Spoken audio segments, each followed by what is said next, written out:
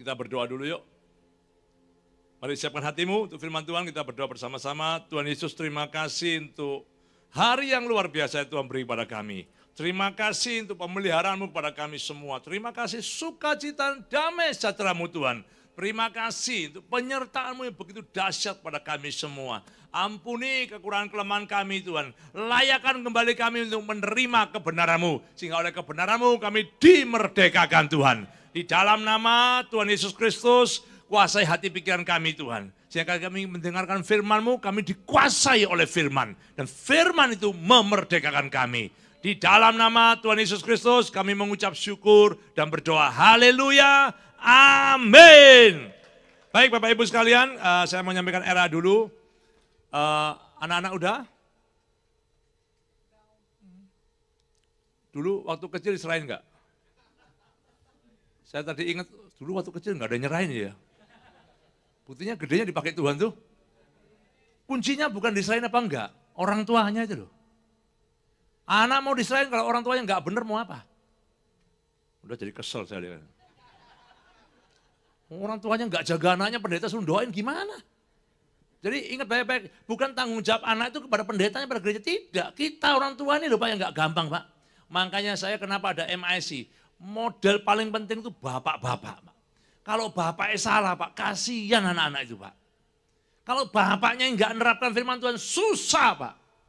Udah, saya enggak nyambungin, enggak panjang lebar. Saya mau RA aja. Haleluya. Yuk, hari ini titipannya banyak banget, tadi berapa amplop hari ini ya? Ada penyerahan anak, ada apa lagi dari amplop yang lupa saya? Ini poin-poin era. Lama-lama kalau gini caranya enggak khotbah loh saudara. Sebelum khotbah ada titipan ini, nanti RA Pak Gem, nanti doain anak, nanti doain ini. Kapan selesainya nih? Ayo poin-poin RA, JC3 Minggu 16 Juli, ibadah raya Minggu tanggal 23 Juli akan dilayani oleh hambanya Pastor Pramono. Temanya Sunday Revival. Ya. Akan diadakan baptisan air seharusnya hari ini, tapi karena 1 dan 2 hal ditunda di tanggal 30 Juli 2023 hari Minggu 2 minggu berikutnya. Jadi Bapak Ibu yang mau dibaptis, silakan mendaftar kepada para koordinator ibadah atau sel grup yang ada, sehingga akan diacarakan tanggal 30 Juli di tempat di BSD, di rumah Bapak Adrian. Semangat! Haleluya, beri tepuk tangan dulu Tuhan Yesus, saudara. Udah nggak ada pesan lagi, ayo kita sama-sama masuk dalam firman Tuhan. Jadi saya beberapa hari yang lalu saya membaca sebuah berita tentang kapal selam Titan. Tahu ya Pak ya? Ya. Ingat baik-baik saudara, ya orang itu kalau semakin kaya, semakin cari masalah. Orang kalau punya apa-apa itu selalu kepingin mencobai Tuhan dan menunjukkan dia hebat. Saking kayanya saudara, hanya kepingin nonton bangkai kapal Titanic. Mereka punya perusahaan namanya Ocean Gate, ya. Mereka mau naik kapal pikiran mereka sendiri namanya Titan untuk melihat bangkai kapal Titanic. Orang kalau udah kaya, ya. Tanpa ada tujuan dari Tuhan, engkau akan mati dengan kekayaanmu, Pak. Makanya bersyukurlah hari ini kalau engkau diberkati Tuhan dan engkau mengerti untuk apa diberkati, itu anugerah yang luar biasa. Nah, percuma engkau diberkati, engkau nggak tahu tujuannya. Mereka berkumpul bersama, bahkan CEO-nya bilang, tenang aja, kita nggak akan mengalami masalah apa-apa. Saya sudah biasa menghadapi hal yang di luar prosedur. Kita akan masuk ke sana, kita akan lihat kapal ini aman. Saya kasih tahu, di dunia ini tidak ada yang aman. Yang aman aja ada dalam tangan Tuhan saja. Mereka nyelam masuk ke bawah, saudara, ditungguin yang perlengkapan konglomerat. Orang kaya, ingat baik-baik. Engkau boleh kaya, tapi kekayaan nggak bisa menyelamatkan hidupmu. Engkau boleh punya semua yang tadi, tapi ingat baik-baik masalah selamat itu bukan karena kekayaanmu. Selamat di tangan Tuhan, saudara. Ini nggak gampang. Wah, mereka dengan segala perlengkapannya masuk ke dalam situ, naik kapal. Bayangin loh, saudara. Ini kalau bahasa Amerikanya keren, uliau. You know uliau? Uliau itu orang nganggur, nggak ada kerjaan. Mau nggak? Ayo siapa sekarang mau? Mau Pak Yo, naik kapal Titan nurun. Hanya lihat bangkai Titanic. Ngapain? Tuhan kasih kita kehidupan, ngapain cari yang mati? Jiwa-jiwa yang mau mati banyak kita selamatkan. Ini cari ya bangkai yang mati. Buat apa? Kalau kekayaan kau diberkati nggak tahu tujuannya, engkau akan cari masalah dengan kekayaanmu, saudara. Mereka singkat masuk ke sana, meledak kapal selamnya dan mati semuanya. Haleluya. Luar biasa ya. Anda gini-gini, maksudnya Anda percaya enggak Anda bisa meledak? Saudara? Ingat baik-baik loh saudara, ini enggak gampang, ini enggak mudah saudara. Kalau kita enggak hati-hati, kekayaan itu membuat kita jauh dari Tuhan. Kekayaan bisa membuat hati kita tuh benar-benar enggak perlu Tuhan lagi. Kemarin dikirimin di grup itu, saya lihat itu, saya pernah lihat sebelumnya. Ada orang dicongkok lagi marah-marah saudara. Dia sakit kanker, tapi dia kaya, dia bawa tasnya, dia bawa uangnya ke rumah sakit. Dokter sembuhkan aku, dokter bilang nyerah. Udah stadium 4, udah menjalar kemana-mana, udah gak ada obatnya. Dia marah, uangnya dibanting di seluruh rumah sakit itu tadi. Itu ada YouTube-nya itu saudara. Sebetulnya saya sebelum dikirim di grupnya, saya itu lucu. Saya pernah dimasukin di grupnya orang tua-tua Pak, di Surabaya nih. Orang laulok di grupnya itu bahasa koi semua, keren Pak. Kelihatan dia pikir saya juga udah tua kali ya. Jadi saya di grupnya orang tua, saya lihat itu tadi. Itu orang tuh marah, kopernya tarik, uangnya dibuang semua. Uang gak ada gunanya, jemewiyong liao. Wah saya semping, sentuh bepan valio. Buat apa aku punya banyak uang? Ingat baik-baik saudara, ternyata uang tidak bisa menyelamatkan kita. Engkau boleh kaya, kalau engkau waktunya jatuh tempo, ya jatuh tempo. Sekaya-kayanya apapun tidak bisa engkau menebus nyawamu, tidak bisa Pak. Lu mau hebat seperti apa? Enggak ada gunanya. Waktu mati, ya mati. Karena itu, yang hebat itu bukan masalah kaya atau miskinnya. Tapi bagaimana engkau hari di dunia. Engkau tahu bahwa dunia ini terbatas. Surga tidak terbatas. Lihat baik-baik, kenapa kita percaya Tuhan? Kenapa ada gereja? Karena itu tadilah Tuhan mau menyelamatkan engkau. Tuhan melalui gerejanya bentuk kita. Latih kita, ngasih kita pengajaran, mempersiapkan kita untuk apa? Ke surga. Loh, bagaimana Anda mau ke surga kalau nggak ada gereja? Gereja itulah tempat yang dipakai Tuhan untuk mempersiapkan Anda. Sehingga waktu Anda di surga nggak kaget. Di surga isinya puji-pujian, penyembahan sama Tuhan. Kalau kau nggak biasa melayani Tuhan, nggak kerasan di surga Pak. Lu nggak percaya? Anda di gereja itu dipersiapkan, diajari izin, taat, tunduk. Kenapa? Nanti di surga kayak gitu. Gereja itu tempat untuk kita dididik, diatur, ada protokolnya semua. Kemudian kita diajari nyembah Tuhan, hidup sama Tuhan, ngerti firman-Nya. Suatu saat kita ke surga, enggak kaget.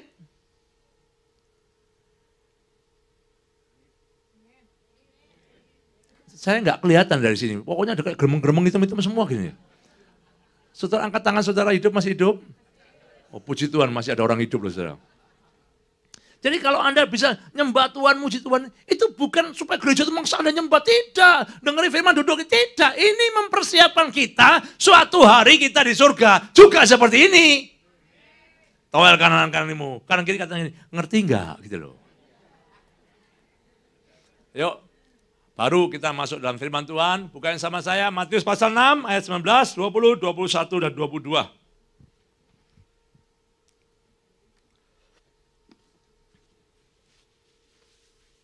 Haleluya. Matius pasal 6 ayat 19, 20, 21, 22. Hari ini kita akan bahas ini, waktunya jam 11 lebih 15. Haleluya. Tadi ada teman dari Surabaya, mana Pak Biguan dari Surabaya. Nah ini ada Pak Biguan dari Surabaya sama temannya tadi ya. Ya, makasih Pak udah hadir. Nanti ini ada teman dari Surabaya SBC3. Jadi nanti teman-teman SBC3, Pak Thomas, kalau kamu mau ke SBC3 nyari Pak Biguan. Nih Pak Alvin, nah nyari Pak Biguan. 2 minggu lagi Pak Alvin ke Surabaya Pak Biguan. Sekarang gereja udah mulai gantian. Surabaya, Jakarta, Jakarta, Surabaya, Surabaya, Singapura, Singapura, Surabaya. Ini ada Oma dari Singapura. Nah Oma datang ke Jakarta. Jadi saya berdoa supaya Anda mau ke Jakarta, mau Surabaya, mau Singapura, Anda feel home. Anggap aja kayak gereja sendiri. Kadang-kadang kita gerejanya macam banyak Pak. Tapi gereja lain rasanya nggak kenal semua. Nah ini, ayo Jakarta kalau ada dari Surabaya, layani. Kalau dari Singapura, layani. Nanti ada ke Surabaya, dilayani. Itulah hidup yang penuh arti. Amin. Anda mau melayani enggak? Nah, layani nanti ajak makan, ajak apa, sampai dia pulang gemuk-gemuk gitu Pak. Yuk kita lihat Matius pasal 6 ayat 19, 20, 21, 22. Kita baca sama-sama firman Tuhan. 1, 2, 3. Janganlah kamu mengumpulkan harta di bumi ngengat dan karat merusakannya, dan pencuri membongkar serta mencurinya. Terus 20. Tetapi kumpulkanlah bagimu harta di sorga, Di sorga ngengat dan karat tidak merusakkannya, dan pencuri tidak membongkar serta mencurinya. 21. Karena di mana hartamu berada, di situ juga hatimu berada. 22. Mata adalah pelita tubuh, jika matamu baik, teranglah seluruh tubuhmu. 23. Jika matamu jahat, gelaplah seluruh tubuhmu. Baru 24 puncaknya. 1, 2, 3. Tak seorang pun dapat mengabdi kepada dua tuan, karena jika demikian ia akan membenci yang seorang dan mengasihi yang lain, atau ia akan setia kepada yang lain, seorang dan tidak mengindahkan yang lain. Kamu tidak dapat mengabdi kepada Allah dan kepada Mamon. Jelas dari ayat ini hidup kita itu pilihan. Mau mana hari ini? Mau mengabdi kepada Allah atau mengabdi kepada Mamon? Jelas ini pilihan. Jadi ternyata saya jelas di sini bahwa hidup itu pilihan. Katakan sama-sama dengan saya, pilihan. Anda nggak bisa punya status quo, Pak. Abu-abu. Rasanya dapat surga, kemudian juga dapat dunia. Ora bisa. Kalau Anda mau dapat surga, ya surga. Kalau Anda mau dapat dunia, tinggalkan surga. Ini kenyataan, Pak. Tapi anak-anak Tuhan itu saking pinternya, dia tetap beribadah di gereja, dia melayani di gereja, tapi hatinya cinta dunia. Ini celaka. Dan kenyataannya begitu. Loh, firman Tuhan jelas berkata, janganlah kamu serupa dengan dunia. Saya tanya hari ini, dunia ngopi gereja atau gereja ngopi dunia hari ini? Bapak Ibu, lihat saya baik-baik. Hari ini, gereja itu ngopi dunia atau dunia yang ngopi gereja? Coba lihat gereja kita. Nih. Semua gereja hari ini bangun, maaf ya, yang tambah maju, rata-rata kiblatnya itu dunia. Sound system, LED, semua kiblatnya itu dari dunia dulu. Jadi yang benar mana? Dunia ngopi gereja atau gereja ngopi dunia? Hati-hati Bapak Ibu, jangan nyepelekan dengan spirit yang seperti ini. Hari ini kalau orang gereja berbicara soal Tuhan, yang dia bandingkan itu orang dunia. Ini benar gak saya ngomong gini? Sound system, ayo, ngopi mana? Kamu ngopi orang gereja atau ngopi orang dunia? Dunia, Pak gitarnya gereja kurang Pak. Ini Pak gereja zaman sekarang Pak, bisa bunyi sendiri Pak. Belum dipegang bunyi sendiri. Dia cek yang dunia. Ini Pak LED Pak, bukan hanya 5G Pak, bisa 20G Pak, umumnya begitu. Di copy yang dunia punya. Jadi perbandingan kita ini nggak ada perbandingan surga. Yang kita bandingkan selalu dunia, dunia dan dunia, itu dibawa masuk di gereja. Kalau seandainya hari ini saudara, ada gereja yang tidak punya sound system, ada gereja yang tidak punya LED, tidak punya multimedia, tidak punya pemain musik seperti ini, hanya pengkhotbah tua saja yang khotbah, apakah Anda mau masih dengarkan firman Tuhan? Nggak mau, gayamu masih. Nggak, itu dianggap kuno. Nggak ada yang mau datang, pasti nggak mau datang. Nah, itu pendetanya kasihan, iman nggak punya, imun juga habis. Kena COVID langsung kesambar itu Pak. Ingat baik-baik teman-teman, ya, jangan pernah sekali-kali meremehkan dengan spirit dari dunia ini tadi. Spirit dari dunia itu sudah masuk di gereja dan masuk di mana-mana dan menguasai kita semuanya. Salah satu spirit yang paling berbahaya yaitu kekayaan dunia. Karena itu hari ini saya mau bahas soal kekayaan dunia. Saya tanya, siapa yang tidak mau kaya hari ini? Ayo, coba yang tidak mau kaya angkat tangan, saya mau doakan. Aneh, tidak ada yang mau toh? Ada yang tidak mau kaya? Semua orang mau kaya, aneh. Berarti kaya itu identiknya apa? Loh. Aduh, haleluya. Saya tanya saudara sekarang. Siapa yang mau didoakan sini tidak mau kaya? Ada enggak? Semua mau kaya Pak. Aneh. Pada surga tidak bicara kekayaan. Surga bicara soal penderitaan. Yesus yang kaya mau rela jadi miskin. Betul enggak? Kemudian ayat berikutnya itu yang dipuji-puji oleh orang. Supaya kita yang miskin jadi kok enak. Loh, ceritanya Anda sedang memakai Tuhan hanya untuk buat supaya dia miskin dan kemudian kok kaya. Ibadah apa ini? Kerohanian seperti apa ini? Kita tersesat di sini tanpa kita sadari. Seolah-olah kita benar. Haleluya. Yuk, kembali lagi ya. Matius pasal 6 ayat 19 dulu. Satu-satu. Saya lihat sih mukanya orang semua itu rata-rata kepingin kaya. Enggak ada orang mau miskin, saudara. Coba toleh kanan kirimu. Terus sampai saking kepingin kayanya itu saudara, banyak orang yang miskin pura-pura kaya. Saking kepingin kayanya nggak mau dianggap miskin, sampai pura-pura kaya. Makanya banyak yang palsu. Itu ada orang yang pakai kaosnya tuh LV, Louis Vuitton asli.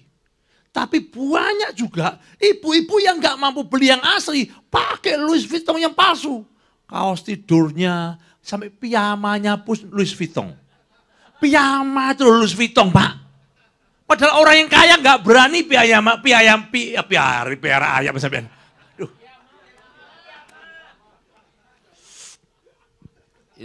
Ini menggiring dikit kesandung. Orang yang kaya pun tidak memakai piyamanya Louis Vuitton. Tapi saya pernah lihat ibu-ibu saking kepingin sok kayanya, sampai piyamanya pun Louis Vuitton. Ranjangnya spraynya Louis Vuitton. Guling bantal Louis Vuitton. Bayangin saudara. Loh kenapa? Karena kepingin kelihatan kaya. Padahal maaf, siapa yang mau masuk ranjang? Ya ada tuh, saking kepingin kayanya banyak orang hidupnya palsu. Ternyata kekayaan itu sumber dari segala kejahatan. Kalau engkau tidak bisa mengendalikan ini kekayaan, kekayaan akan membuat kau jauh dari Tuhan. Bahkan kekayaan membuat kau lupa sama Tuhan. Saya tanya, siapa yang memberkati hidup kita hari ini? Ulang ya, siapa yang membuat kita kaya hari ini? Siapa yang memberkati hidup kita hari ini? Ada ayatnya enggak Pak? Ada. Amsal 10 ayat 22 dulu. Kita buka dulu sama-sama. Yuk, baru kita masuk firman lagi. Haleluya.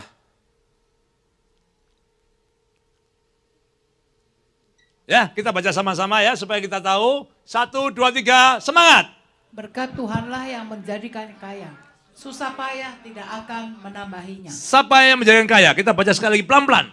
Berkat Tuhanlah yang menjadikan kaya. Susah payah tidak akan menambahinya. Jelas Pak ya? Jadi yang buat kita kaya siapa? Tuhan. Loh, pasti orang begini, oh enggak Pak, saya kerja keras. Nah itulah kutuknya muncul. Ketika engkau berkata bahwa itu yang buat engkau kaya, karena engkau bekerja keras, karena engkau mengandalkan manusia, karena engkau mengandalkan dirimu sendiri, kutuk itu otomatis turun dalam hidupmu. Engkau boleh kaya di dunia, tapi engkau mati di surga. Ini berbahaya sekali Pak. So, siapa yang memberikan engkau kekuatan untuk menjadi kaya?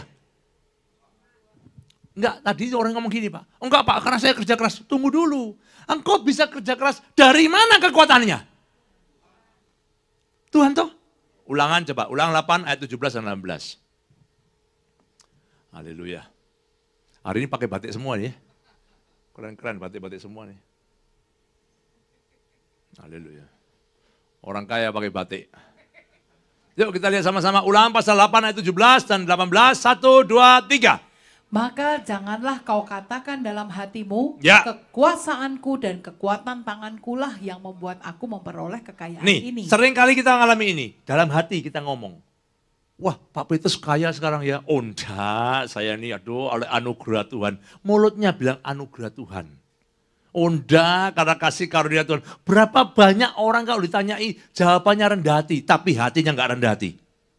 Loh hati-hati Pak, ini penipu-penipu ini banyak sekali Pak. Kita tuh kadang-kadang gini, kita enggak di depan manusia kelihatan benar. Di hadapan Tuhan kita salah Pak. Ini loh Pak. Maka jangan aku katakan dalam hatimu, artinya begini. Wah dipuji gini, wih Pak Thomas, wih diberkati luar biasa. Oh tidak, ini semua karena Tuhan. Tapi nggak baik-baik, dalam hatinya orang nggak tahu, dia bilang, kalau aku nggak kerja keras saya nggak bisa. Tuhan tahu itu Pak. Lihat ayat berikutnya 18. Sama-sama, 1, 2, 3. Tetapi haruslah engkau ingat kepada Tuhan Allahmu, sebab dialah yang memberikan kepadamu kekuatan untuk memperoleh kekayaan. Ini, jadi kekuatan supaya kau bisa kaya itu dari mana? Saya tanya Pak, kalau hari ini kau sakit bisa kaya nggak? Maaf, hari ini kalau engkau dibuat lumpuh aja, bisa kerja nggak?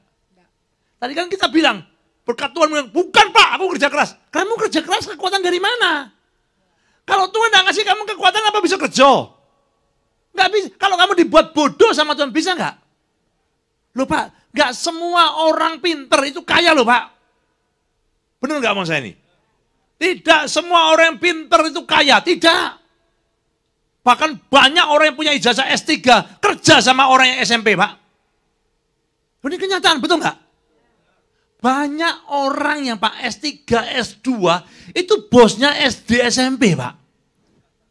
Jelas bahkan berarti pintar itu kaya, tidak. Tapi siapa yang dijadikan Tuhan kaya, itulah yang kaya. Jadi kaya yang benar itu bukan dengan kekuatan kita, tapi kaya yang benar datang dari Tuhan. Kaya yang benar bukan mengandalkan diri kita, tapi sadar Tuhanlah yang memberikan kita kekuatan untuk menjadi kaya. Haleluya. Ini firman Tuhan. Yuk kita lihat kaya seperti apa yang Tuhan mau. Kembali ke Matius pasal 16, pasal 6 ayat 19. Orang kaya yang pertama, janganlah kamu mengumpulkan harta di bumi. Di bumi ngengat dan karat merusakkannya dan pencuri membongkar serta mencurinya. Pertama, orang kaya yang paling bahaya, orang yang paling gagal dalam hidupnya ketika dia hanya kaya selama di bumi. Tapi dia tidak kaya di surga. Apa artinya kaya di bumi? Dia hanya bekerja untuk bumi, dia lupa bahwa ada surga. Artinya apa? Dia kerja keras, semua yang dipikirkan hanya di bumi. Dia nggak pernah mikir sama sekali di surga. Waktu dia mati, terlambat semuanya. Kenapa? Waktu dia mati, ternyata apa yang dia kumpulkan nggak ada gunanya. Ternyata kaya di bumi tidak menjamin kau kaya di surga. Masa sih Pak? Saya buktikan. Kita mulai yang pertama ya. Orang yang kaya di bumi belum tentu kaya di surga. Bukain sama saya Lukas pasal 18, kisah Lazarus dan orang miskin. Haleluya. Pak, kamu daripada uyul-uyulan di sini Pak, pindah situ Pak, depan Pak ada 2 kursi. Tidak apa-apa Pak, sini Pak. Ayo, kasihan ini kursi 2.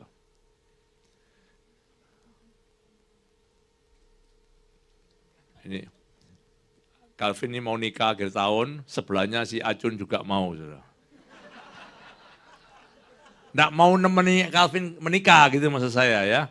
Yuk kita lihat sama-sama Lukas pasal 18, carikan saya perumpamaan tentang orang kaya dan Lazarus yang miskin. Yuk ada nggak? Hah? Lukas pasal 16, wah luar biasa Bapak. Lukas pasal 16 ya, bukain. Ayat berapa? 19 bukain, yuk. Haleluya, yuk kita lihat sama-sama. Ada seorang kaya yang selalu berpakaian jubah ungu dan kain halus. Ini ya kaya, ini kaya beneran nih Pak. Ini kalau orang kaya di bumi itu Pak, kayanya sampai kayak gini loh Pak. Orang kaya yang selalu berpakaian jubah ungu dan kain halus. Jadi kalau Anda belum berpakaian jubah ungu dan kain halus, itu belum kaya. Loh ini kaya, jubah ungu, kain halus, bajumu tuh kelihatan kok kaya Pak. Orang yang kaya benar dari tata caranya tuh kelihatan. Anda pernah lihat orang kaya benar Pak?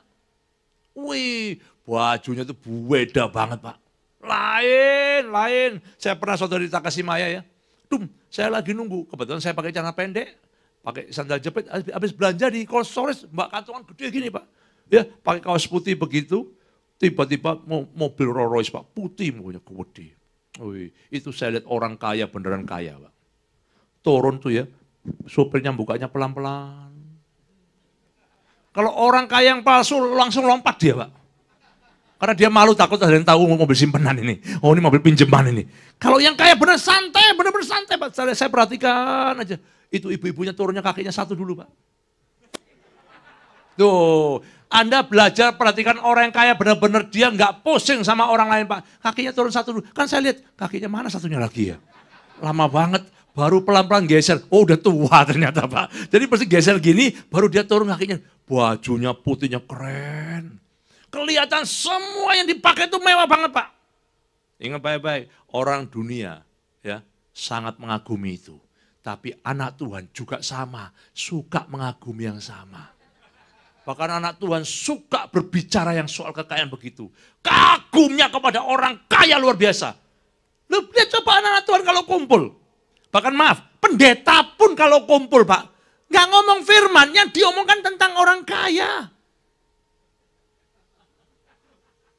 Ayo, orang kaya kumpul Pak, ya pakai jam tangan. Tadi saya belum selesai ceritanya ya. Sampai di mana tadi? Ibu itu turun toh, tasnya Pak, aduh keren. Bukan kelas-kelas kayak gitu, bukan Vitong kalah Vitong Pak, nggak ada apa-apanya Pak. Itu di atasnya Hermes lebih, wah keren. Saya, wih, tiba-tiba dalam hati saya, selamat enggak nih orang ini? Saya nggak berani ngomong, bu, kamu selamat enggak? Ya nggak berani. Cuma saya mikir, engkau boleh hebat di dunia tadi. Tapi kalau engkau kemudian mati, kemudian engkau nggak nyampe ke surga, sia-sia semuanya tadi. Iya, supirnya keren Pak, ganteng gitu. Bukain, dari sana keluar seorang perempuan lagi Pak.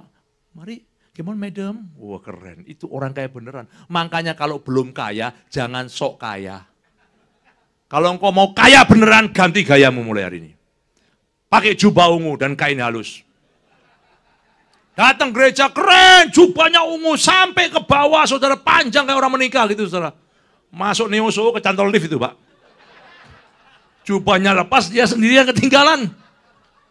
Hati-hati. Dan setiap hari, udah saya nggak usah bahas itu, nanti Anda mikir, kayak apa Pak orang kaya? Nanti orang lihat dikayain semua, lihat semua bajunya semua, kaya apa enggak ini miskin. Baju bisa menipu, hati nggak bisa menipu. Amin. Yuk, ada seorang kaya yang selalu berpakaian jubah ungu dan kain halus dan setiap hari ia bersukaria dalam kemewahan. Ternyata kemewahan, kekayaan itu memberikan sukacita loh Pak. Lihat, nggak usah jauh-jauh, teman-teman coba lihat. Anda lihat, pekerja Tuhan aja, pelayan Tuhan aja lah, hamba Tuhan aja lah. Coba, kapan dia sedih? Tuh, saudara masih hidup? Lihat saya baik-baik. Kapan Anda lihat seorang hamba Tuhan sedih? Ayo. Survei membuktikan hamba Tuhan paling sedih ketika PK-nya kurang. Nggak percaya. Loh, saya kasih tahu. Uang itu bisa menimbulkan sukacita, Pak. Coba kalau saya khotbah gini, tiba-tiba habis khotbah pegel, tiba-tiba Pak Thomas ngasih saya amplop. Pluk. Wih, tebel banget. Sukacita nggak? Enggak, isinya sapu tangan. Ingat Pak, itu uang Pak bisa menimbulkan sukacita. Enggak usah jauh-jauh lah, pengusaha aja. Kalau hari ini engkau minggu gereja, kemarin tokomu rame, senang enggak? Tokonya lagi rame ke gereja, senang enggak? Tapi aneh, kalau kemarin tokomu kemalingan, engkau datang gereja, mukamu berubah tuh. Bu, kenapa sedih? Pak, kemarin toko saya kehilangan Pak, dicuri orang, saya digendam Pak. Habis berapa? Habis banyak Pak. Tuhan kenapa gitu ya Pak? Tuhan yang salah. Kalau dia diberkati, dia ingat Tuhan enggak? Enggak tentu. Ingat baik-baik, ternyata uang itu bisa menimbulkan sukacita loh Pak. Tapi kalau sampai hari ini engkau sukacita karena uang, habis hidupmu hanya di dunia ini tadi. Surgalah yang buat engkau tetap kekal dan kuat dalam Tuhan. Dunia enggak bisa. Bawahnya lihat baik-baik. Yuk. 20. Dan ayo baca, baca. 1, 2, 3. Dan ada seorang pengemis bernama Lazarus, badannya penuh dengan borok, berbaring dekat pintu rumah orang kaya itu. Ya. Terus? Dan ingin menghilangkan laparnya dengan apa yang jatuh dari meja orang kaya itu. Ya. Malahan anjing-anjing datang dan menjilat boroknya. Ya, terus? 22. Kemudian matilah orang miskin itu, lalu dibawa oleh malaikat-malaikat ke pangkuan Abraham. Hal ini lucu ya. Saudara coba lihat kanan kirimu. Semua kita. Habis lihat kanan kirimu, lihat saya. Perhatian baik-baik. Lihat seluruh para pemain musik. Perhatian baik-baik kanan kirimu ya pemain musik. Ingat baik-baik kita yang ada hari ini, engkau lihat hari ini, tidak menjamin minggu depan ada. Setuju nggak? Lihat lagi, lebih lama. Pastikan masih ada minggu depan. Ingat baik-baik Bapak Ibu, jangan kau pikir yang kelihatan itu ada, belum tentu. Ternyata orang kaya, orang miskin, nasibnya sama. Sama apanya? Mati. Tepuk tangan, saudara. Sekaya-kayanya kita pasti mati. Semiskin-miskinnya juga mati.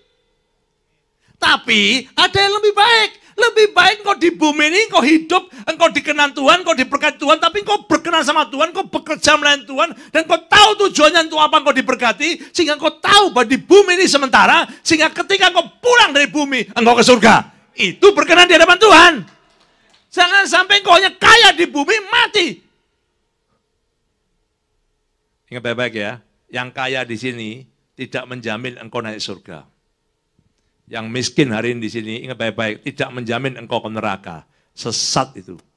Banyak di gereja, orang yang kaya pasti naik surga. Siapa yang ngomong? Yang miskin, dengar baik-baik. Ya, Yang nonton mungkin di penjara atau ada pantai, ingat baik-baik, dunia bisa berputar. Jangan kau mikir kau di bawah, hari ini kau oleh orang kaya, engkau kemudian hilang hidupmu. Tidak, belum tentu. Bisa-bisa jadi yang kaya itu kemudian turun ke bawah. Yang miskin naik ke atas. Yang kaya jangan sombong-sombong. Yang miskin jangan rendah diri. Ingat baik-baik, roda berputar. Amin. Lihat baik-baik, sama-sama matinya, nasibnya beda. Yuk, kemudian orang kaya itu juga, lalu di mana? Enggak, diapain? Dibawa ke pangkuan Abraham. Loh, sekaya-kaya kita dikubur. Ayo saya tanya hari sekaya-kayanya kita hari ini ada enggak yang kemudian mati enggak dikubur? Ada enggak yang matinya dicelup?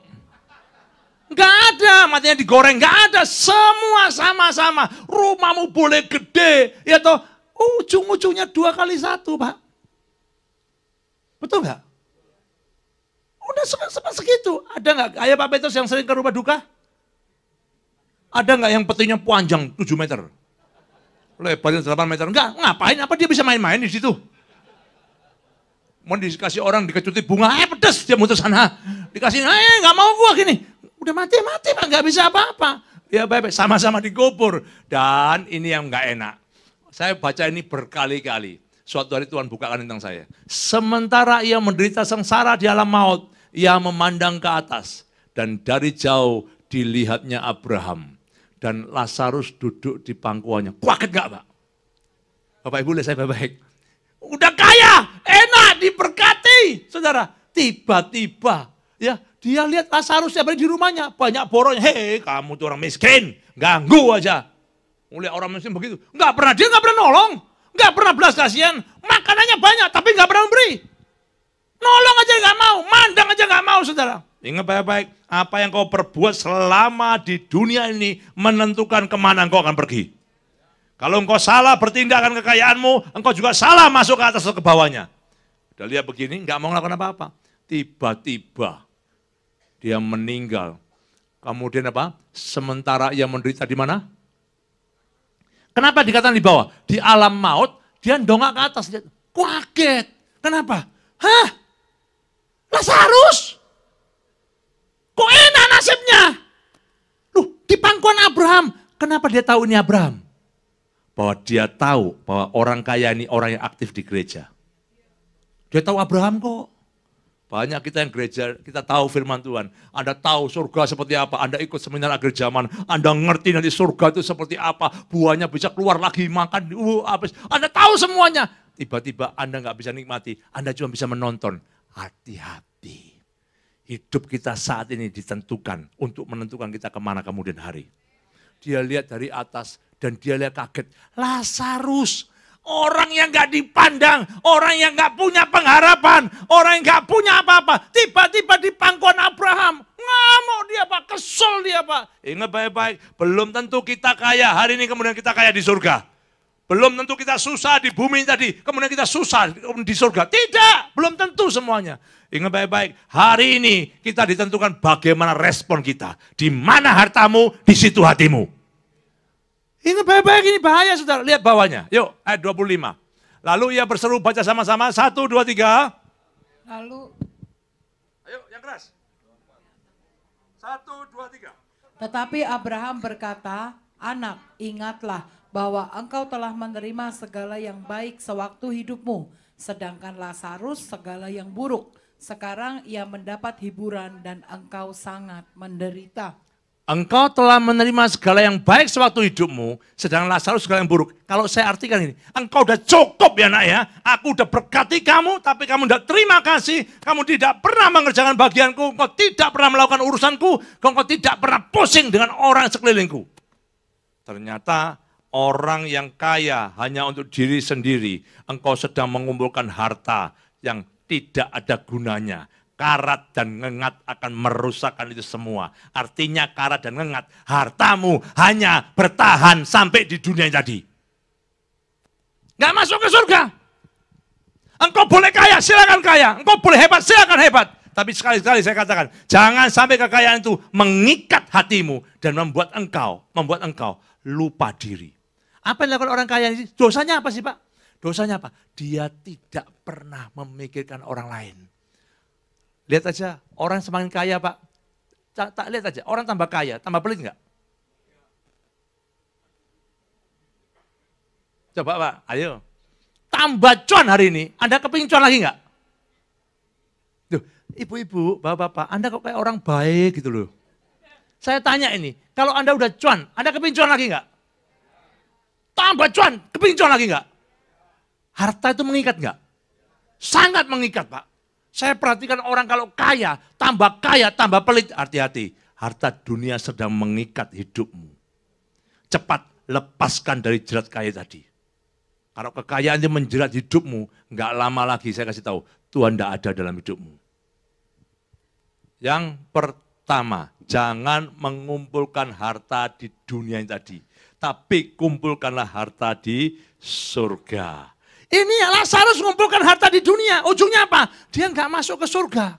Mulai hari ini, penting mana hartamu di dunia dengan surga?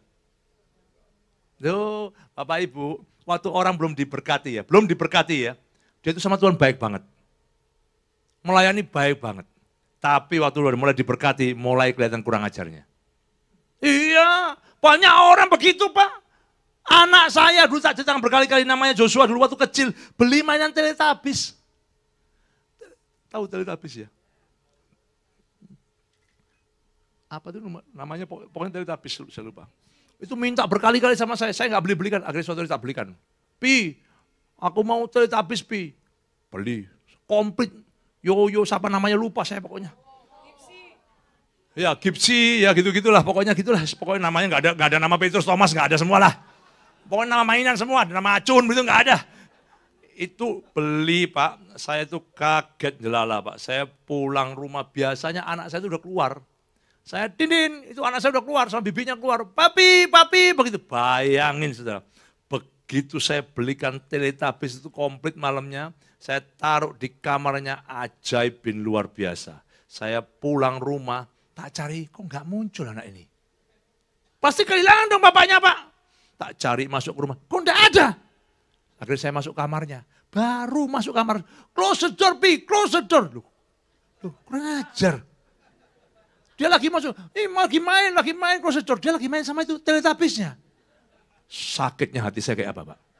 Loh Anda mungkin ketawa-tawa hari ini, jangan-jangan berkat itu kalau udah mengikat seperti itu. Begitu engkau diberkati, berkat itu lebih penting daripada Tuhan yang memberkati engkau. Kita nggak sadar, hati kita dicuri oleh kekayaan.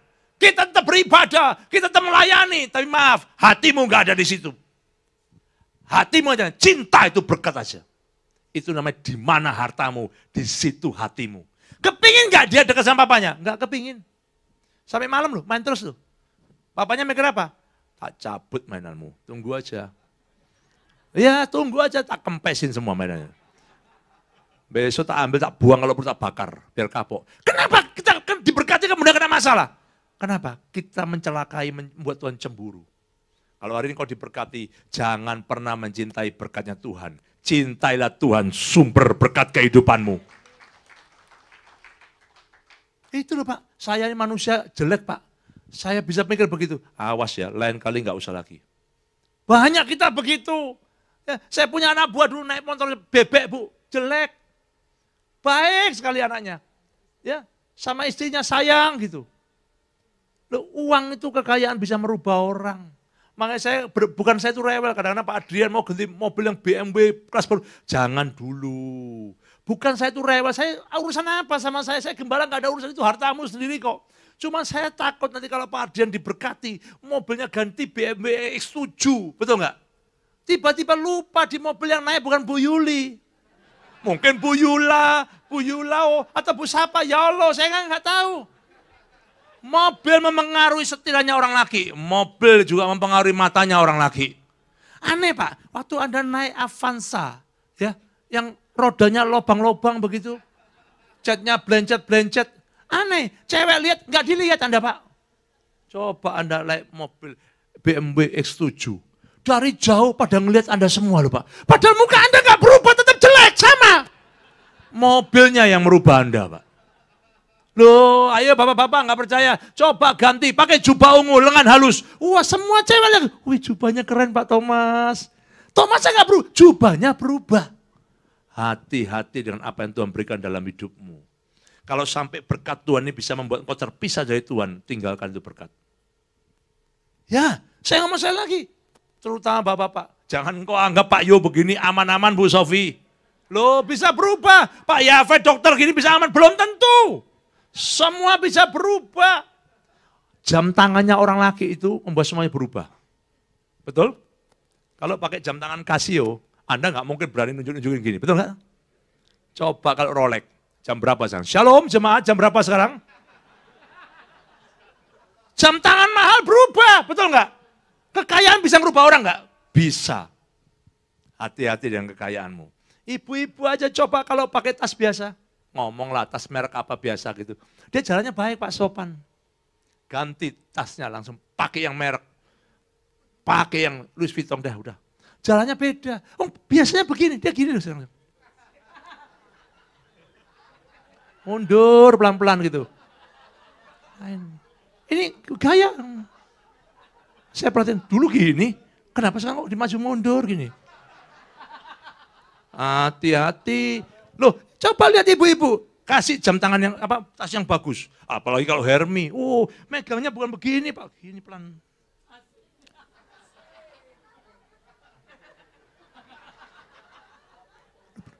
Kayak orang Mbak Teko persis. Tujuannya bukan dia lagi. Ini loh, lihat aku Hermi. Bodoh banget gak? Barang yang berkatnya itu lebih dari dirinya. Tuhan gak suka yang sama seperti itu. Haleluya. Berubah kita. Jangan sampai engkau mengumpulkan harta di dunia. Tapi harta yang di surga. Amin. Kedua, Matius pasal 6 ayat yang ke-20.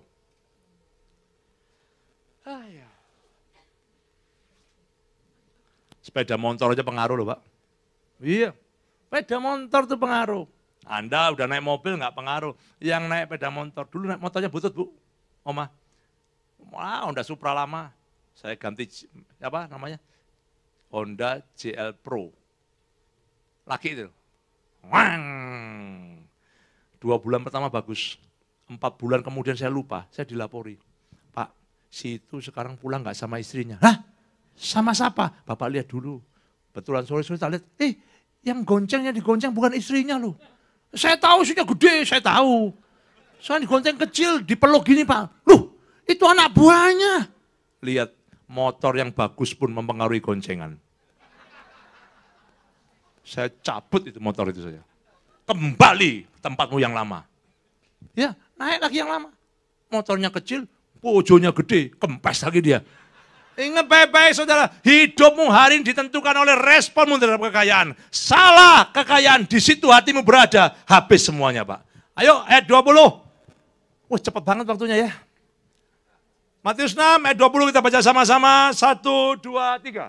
Tetapi kumpulkanlah bagimu harta di sorga.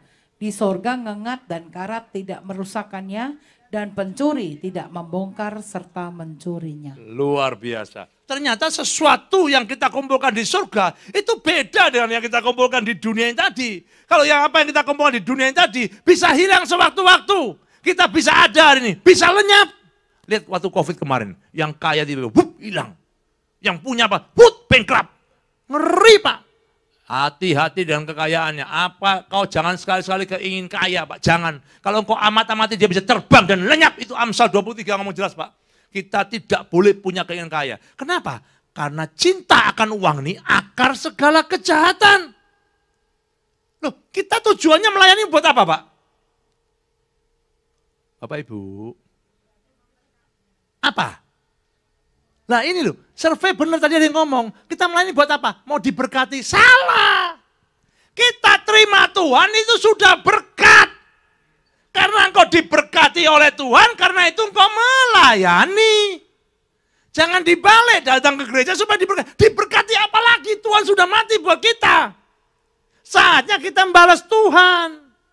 Makanya kita melayani. Konsep ini loh yang salah. Hari ini Pak, yang luar biasa, terutama maaf ini ya, di gereja karismatik atau di gereja yang Pentakosta, berkat itu nomor 1 Pak. Makmur itu nomor 1. Kalau kita bicara soal yang begini terus menderita, orang nggak mau denger. Tapi kalau kita bicara berkat, orang suka dengar. Kenapa? Karena berkat itu bagi dia yang utama. Ngeri loh Pak. Ayo kita lihat sama-sama ya. Kumpulkanlah bagimu harta di surga. Artinya apa? Arah hatimu bukan dunia. Arah hatimu ke atas. Kita semua mau hidup kekal Pak. Nih, saya lupa, carikan dulu Pak. Tentang orang kaya yang susah masuk kerajaan surga. Lukas pasal 18. Yuk. Judulnya itu. Ada nggak? Orang kaya, ada seorang pemimpin datang sama Tuhan dan berkata sama Tuhan, guru yang baik, ada nggak? Lukas pasal 19. Lukas 18 ayat 18. Lukas 18 ayat 18. Oke, multimedia bacain. Saya yakin ya, lama-lama ya teman-teman, engkau akan kuat di firman Tuhan. Ya, engkau akan jago di firman Tuhan. Bukan jago itu berarti engkau menguasai firman Tuhan, itu bukan. Tapi hatimu rindu akan firman. Kalau engkau banyak dengar firman Tuhan, tapi engkau nggak tahu ayatnya, hati-hati, engkau bisa dipalsukan, Pak. Saya berdoa kadang-kadang gini ya, kok begini saya lupa ayatnya, saya ngomong, carikan ayatnya dong. Anda bisa kok. Terus ngapain dihafalin? Lama-lama Anda ngerti itu firman Tuhan. Lama-lama engkau dikuasai oleh firman Tuhan. Amin. Yuk, suatu hari ada seorang pemimpin bertanya kepada Yesus. Ini pertanyaan baik. Ini semua tujuan kita melayani hari ini. Apa yang kita cari sama. 1, 2, 3. Guru yang baik. Apa yang harus aku perbuat untuk memperoleh hidup yang kekal? Nih, artinya apa? Berarti kita semua mau surga toh? Loh, hidup yang kekal mau surga toh? Kenyataannya, lihat bawahnya. Yuk. Jawab Yesus, mengapa kau katakan aku baik? Ya. Tak seorang pun yang baik selain daripada Allah saja. Yes, terus. Engkau tentu mengetahui segala perintah Allah. Jangan berzina, jangan membunuh, jangan mencuri, jangan mengucapkan saksi dusta. Hormatilah ayah dan ibumu. Ya. Kata orang itu, semuanya telah kuturuti sejak masa mudaku. Ini luar biasa banget. Terus. Mendengar itu Yesus berkata kepadanya, masih tinggal satu hal lagi yang harus kau lakukan. Jualah segala yang kau miliki dan bagi-bagikanlah itu kepada orang-orang miskin. Maka engkau akan beroleh harta di sorga. Kemudian datanglah kemari dan ikutlah aku. 23. Masalahnya kenapa dia nggak bisa melakukan? Ini yang ke-23. Sama-sama kita baca. 1, 2, 3. Ketika orang itu mendengar perkataan itu, ia menjadi amat sedih. Why? Sebab ia sangat kaya. Artinya apa? Kekayaan itu penghalang dia hidup yang kekal. Tangkap enggak? Loh, kenapa dia nggak bisa? Dia nantang Tuhan. Dia coba, dia berkamuflase sama Tuhan. Guru yang baik. Dia mau menunjukkan sama Tuhan, aku sudah baik loh Tuhan. Kurang baik apa lagi? Engkau nggak pernah bisa ngomong baik sama Tuhan. Karena dialah sumber segala kebaikan. Jangan pernah bermegah di hadapan Tuhan, kau udah melakukan ini dan itu. Tidak ada gunanya. Dia mencoba menantang Tuhan dengan cara yang halus. Tuhan, apa kamu nyebut aku baik? Gak ada yang baik, kecuali Tuhan saja. Baru dia ngomong, apa yang harus aku perbuat? Kamu tahu firman Tuhan? Artinya orang yang ngerti firman Tuhan enggak? Tahu. Tapi kenapa masih mempertanyakan Tuhan?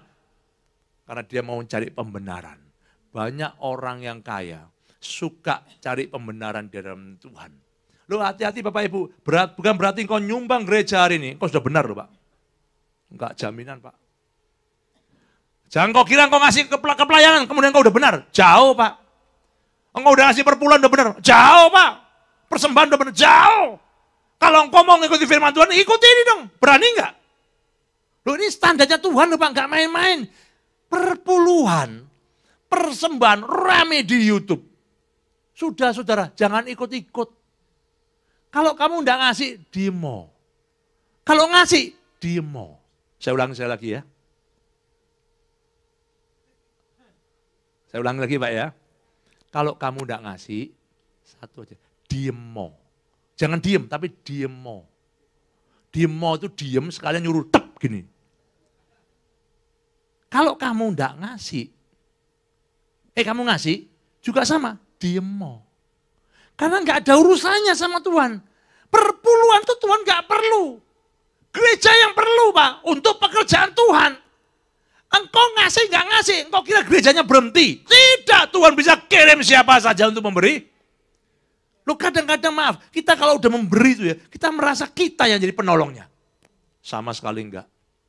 Enggak. Saya lihat gereja ini mulai hari ini, pertama jadi sampai hari ini Pak, Tuhan yang jaga Pak. Tuhan yang lindungi Pak. Suatu hari, saya saksi ini Pak. 11.55 ya. Habis ini apa lagi randonya? Oh bebas ya. Saya pernah ragu Pak. Saya jujur saya ngalami. Tahun 2016. Ya, itu awal-awal gereja buka, saya pernah ragu. Karena setiap minggu bayar gereja Pak. Kan 4.000, 4.500. Anda kan nggak tahu di sini enak, ada gereja, mau duduk, haleluya. Di Singapura tuh ngangkati kursi sendiri, dia makan, pulang mesti bayar tuh Pak. 4.000, 4.500. Saya tuh bukan komplain soal saya bayar, tidak sama sekali tidak. Saya tanya, Tuhan, bener enggak aku nih jadi gembala Tuhan? Aku membayari gini, aku seneng Tuhan, aku kamsya. Tuhan mau pakai aku kamsya. Terima kasih Tuhan, enggak apa-apa, aku suka sekali Tuhan. Tapi kasih tanda dong Tuhan. Kalau memang ini gerejamu Tuhan, kasih kejutan surprise buat anakmu ini loh Tuhan. Supaya anakmu ini boleh melihat, kalau memang ini gerejamu, bukan aku yang jadi gembala, seperti yang dikatakan orang Tuhan. Aku enggak mau, saya enggak kepingin Tuhan. Emang enak jadi gembala saudara? Wah, sini gantiin saya, tak bayar sama saya. Karena bisa merasakan susah payah jadi gembala saudara. Anda benar pun Anda gak layak ngomong benar. Apalagi Anda salah, bisa mati Anda Pak. Bayangin, saya itu minta tanda sama Tuhan. Tuhan itu ajaib dan dahsyat luar biasa. Suatu kali ada ibadah, saya yang khotbah. Saya mau khotbahkan ayat yang berikut ini, saya mau khotbahkan tentang Sakeus. Saya khotbah tentang Sakeus, orang itu kena. Enggak tahu ceritanya gimana, singkat cerita. Orang itu sohibnya Pak Darmawan. Ini beliaunya enggak ada hari ini, lagi di Amerika jalan-jalan. Tiba-tiba pulang gereja, dikasih amplop saya. Orang tadi, makasih Pak itu untuk khotbahnya.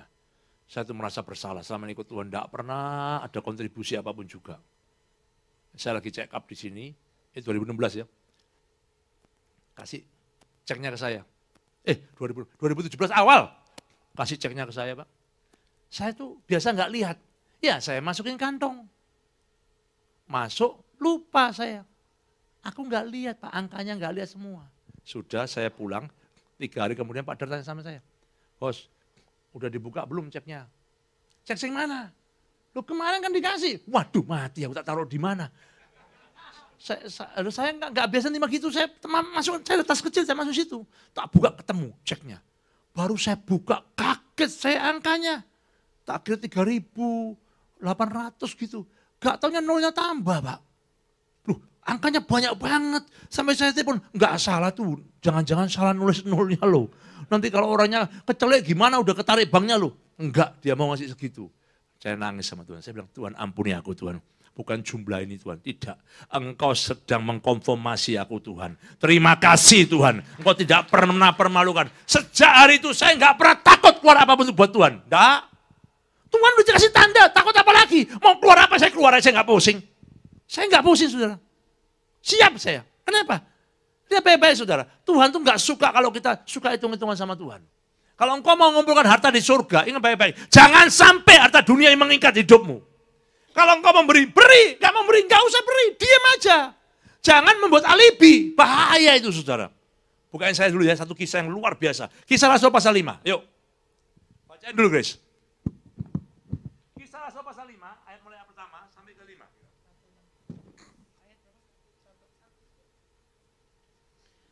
Kisah Rasul pasal 5 ayat 1. Ada seorang lain yang bernama Ananias, ia beserta istrinya Safira menjual sebidang tanah.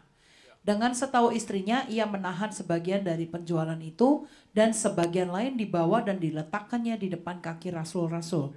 Tetapi Petrus berkata, Ananias, mengapa hatimu dikuasai iblis sehingga engkau mendustai Roh Kudus dan menahan sebagian dari hasil penjualan tanah itu?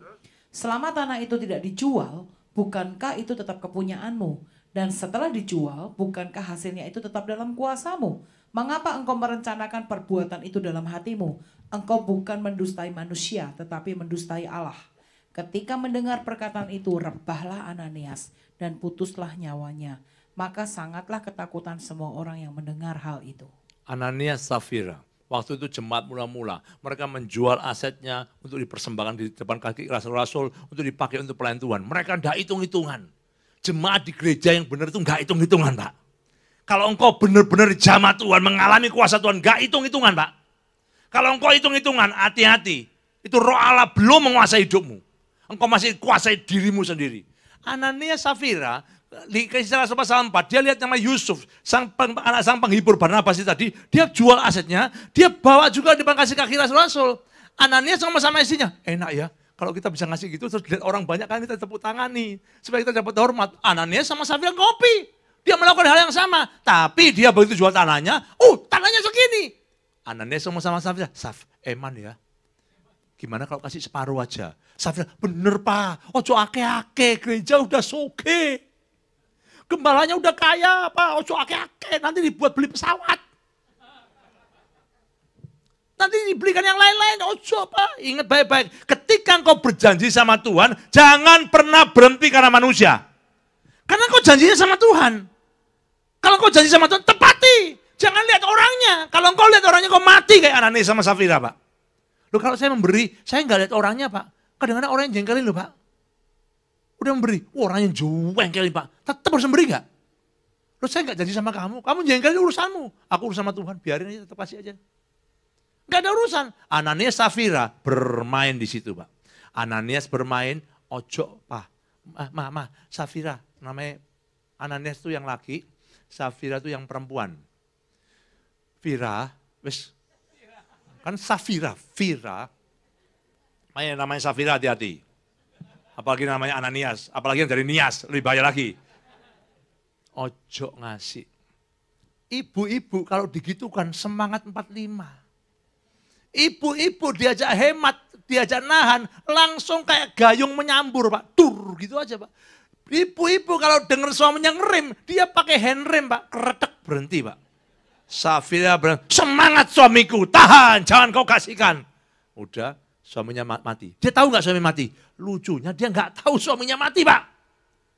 Hati-hati, zaman itu Kisah Rasul ya luar biasa. Itu kalau terjadi hari ini gimana? Ayo gak bisa bayangin Pak Petrus. Pak Petrus sama Bu Winda dua jualan tanah, janji mau ngasihkan. Tiba-tiba tanahnya dijual. Pak Petrus bilang, Mah sayang Mah, kamu masih muda Mah. Ini kalau tak jual sayang Mah. Iya Pak, jangan dong. Ditahan. Tiba-tiba nggak ada ketemu gembala Anda. Kenapa kamu bohongi Tuhan? Mati kamu. Loh, apa nggak kaget satu gereja? Loh, yang benar gitu Pak hari ini Pak. Duh, mati, kaget semua. Safira nggak tahu, ayat ke-6. Lalu datanglah beberapa orang muda, mereka mengapani mayat itu, mengusungnya keluar dan pergi menguburnya. Kira-kira 3 jam kemudian masuklah istri Ananias, tetapi ia tidak tahu apa Ananias nggak tahu yang terjadi, luar biasa ya. Lihat, bayangin loh Pak, bayangin persengkokolan sih. Manusia nggak tahu, tapi Tuhan tahu. Kalau engkau suka nahan-nahan, engkau sedang mengumpulkan harta di dunia tadi, ya, engkau tahan-tahan begini, itu mengikat dalam hidupmu. Tapi kalau engkau mau mengumpulkan harta di surga, jangan pernah sekali-sekali berbuat salah dalam hal ini. Kalau engkau janji memberi, beri. Kalau enggak, jangan memberi. Makanya saya bilang, kalau engkau enggak perpuluhan, diem aja. Enggak usah coba-coba komplain, enggak usah ikut ngomong, enggak usah banyak ngomong, diem aja. Engkau enggak memberi pun enggak apa-apa. Halo, lihat dengar baik, saya ngomong baik-baik. Anda enggak memberi pun di gereja ini enggak apa-apa. Yang penting hidupmu kau persembahkan buat Tuhan. Tapi kalau engkau sudah enggak memberi, ikut banyak ngomong, ikut komen, engkau kena masalah loh. Ada enggak orang yang begitu? Banyak Pak, banyak. Udah nggak memberi, ya ikut ngomong, itu banyak di mana-mana. Haleluya, lihat ya. Masuk tetapi tidak tahu apa jadi ayat 8. Saya baca, Petrus berkata kepadanya, katakanlah kepadaku, ini Petrus sudah marah sama dia. Dengan harga sekiankah tanah itu kamu jual? Lihat baik-baik. Kalau orang udah bersengkongkol membohong, susah untuk merubah. Dia nggak melihat keadaan, dia nggak melihat kondisi, langsung dia ngomong apa? Betul sekian. Lihat ayat ke-9, ngeri ini Pak. Petrus berkata, mengapa kamu berdua bersepakat untuk mencobai roh Tuhan? Lihatlah, orang-orang yang baru mengubur suamimu berdiri di depan pintu, dan mereka mengusung kau juga keluar. Mati Pak. Yang pertama saya mau bicara begini, jangan buang waktumu sia-sia dengan harta di dunia ini tadi. Jangan kau mencoba ya mengumpulkan harta di dunia hanya sampai di dunia tadi. Tapi kumpulkan harta di surga. Yang kedua, bagaimana engkau bisa mengumpulkan harta di surga? Ayat tadi yang berikutnya, mulai berubah mulai hari ini. Jangan coba-coba memanipulasi Tuhan. Jangan coba-coba menantang Tuhan. Karena begitu Tuhan ngomong sama Anda, kembalikan lagi ayat berikutnya tadi. Tuhan jawabnya begini Pak. Terus Lukas berapa tadi? Lukas 19 ya? Tadi berapa? Lukas 19 tadi. Orang pemimpin tadi. Tadi ayat ke-22.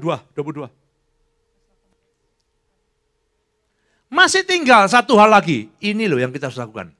Anda kalau mau nyoba nantang Tuhan, Anda mau berani, mau ngomong sama Tuhan yang baik. Tuhan ngomong gampang, Tuhan tahu titik lemah kita Pak. Tuhan langsung ngomong, jualah hartamu semua. Tinggalin, sini kamu ikut aku. Orang ini gak bisa kenapa? Kaya. Ternyata kekayaan itu memisahkan kita dari Tuhan. Ayat 24, lihat baik-baik. Ayat 23 dulu, 23. Ia menjadi amat sedih sebab ia sangat kaya. Baru ayat 20. Lalu Yesus memandang dia dan berkata apa? Alangkah sukarnya. Sama-sama kita baca. 1, 2, 3. Orang yang beruang masuk ke dalam kerajaan Allah. Terus? Sebab seekor unta masuk melalui lubang jarum daripada seorang kaya masuk ke dalam kerajaan Allah. Wow. Dan mereka. Jadi orang kaya itu susah loh masuk surga Pak. Jadi itu gimana kita yang kaya-kaya? Saya nggak ngomong saya kaya loh, saya bilang gimana jemaat yang kaya-kaya. Lihat, ayo yang kaya toleh kanan kirimu. Hati-hati Pak, nggak gampang ini Pak, nggak mudah. Kalau engkau mau standarnya Tuhan, engkau harus berani melepaskan hakmu dan ikut Tuhan. Jadi pesan saya hari ini, yang ketiga saya tutupin tadi. Dari semua ini tadi, kita ini manusia Allah. Apa yang harus kita kumpulkan? Kerajaan surga. Apa itu kerajaan surga? Buka penutup saya 1 Timotius pasal 6 ayat yang ke-10. Tutup. Saudara, Anda kalau lihat orang yang pelit itu enak enggak sih? Saudara? Saya tanya dulu, orang yang pelit itu enak enggak? Orang yang pelit itu enak buat dirinya, enggak enak buat orang lain. Saya kalau makan tuh, saudara, makan sama orang tuh, ketahuan orang itu pelit apa enggak? Orang yang pelit selalu cenderung dia ngutamakan dirinya sendiri. Oh iya, dalam pelayanan loh Pak, pendeta aja begitu. Saya tanya, pendeta bisa berantem gara-gara apa? Berarti uang penting enggak? Sangat penting. Bapak sama anak bisa berantem enggak? Karena apa? Lukas 12 tadi orang kaya yang bodoh, apa masalahnya Pak? Cari warisan. Tuhan bantu aku urus warisan. Tuhan urusannya apa dengan aku? Ingat baik-baik saudara, ketamakan, keserakan, harta dunia membuat engkau bisa dapatkan dunia tadi. Tapi engkau kehilangan nyawamu. Buat apa? Engkau boleh dapat seluruh dunia dan isinya. Tapi kalau kau kehilangan surga, engkau nggak bisa nebus dengan hartamu loh Pak. Mulai hari ini, kejar harta di surga.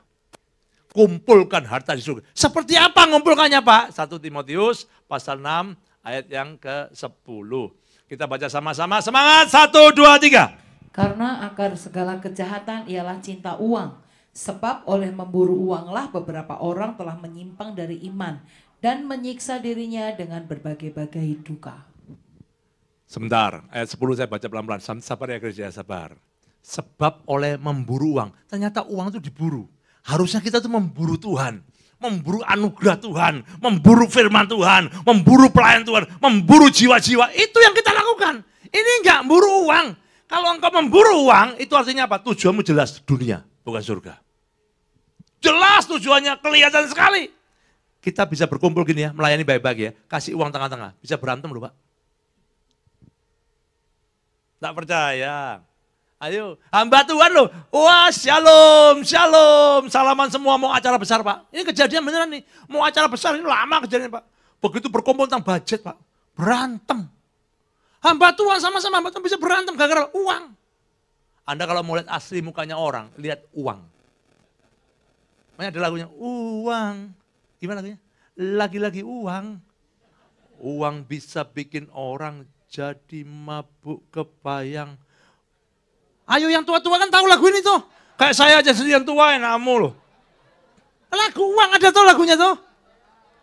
Yang tua-tua gayanya kalau nggak ngerti uang aja Pak. Karena akar segala kejahatan cinta uang.